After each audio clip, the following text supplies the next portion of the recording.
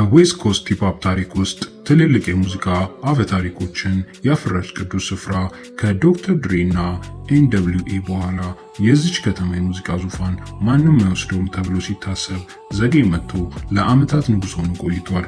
ነገር ግን በድሬክ እና ኬንድሪክ መካከል ከተደረገው ታላቅ የሙዚቃ ውጊያ በኋላ የዌስት ኮስት ሙሉ ንግስነት ወደ ኬንድሪክ እጅ መዘዋወሩን መላው ዓለም አረጋግጧል።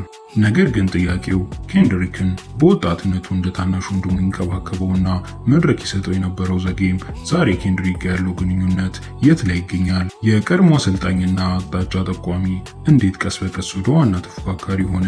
በዛሬው ሸገር ድሪል ቪዲዮ የሁለቱን አርቲስቶች የ10 ዓመት ውስብስብ ግንኙነት፣ የጀርባ ሴራዎችና ያልተነገሩ ድብቅ ግጭቶችን በዝርዝር እናያለን።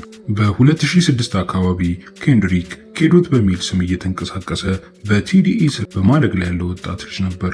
በወቅቱ ዘጌም ዘ ዶክመንተሪ በሚለው አልበሙ ዓለምን እያወዛወዘ ያለ የካምፕተኑ ጥቁር አንድ አርቲስት ነበር። ዘጌም የኬንድሪክን እውነተኛ ብቃት በመረዳት በወቅቱ ባወጣቸው ታዋቂ ሚክስቴፖች ላይ ኬንድሪክ እንዲሳተፍ እድል ሰጠው። ከዚህም በላይ በዓለም አቀፍ ደረጃ ባደረጋቸው ትልልቅ ኮንሰርቶች ላይ ኬንድሪክን መድረክ ከፋች ሆኖ እንዲሰራ መንገድ ከፈተለት። ኬንድሪክ ራሱ በወቅቱ በተለያዩ ቃለ መጠይቆች ላይ እንደተናገረው ዘጌም ለእኔ ሰጠኝ እድል ለሙዚቃ ህይወት የመነሳት ትልቁን ድርሻ ይዟል ሲል አክብሮቱን ገልጾለት ነው።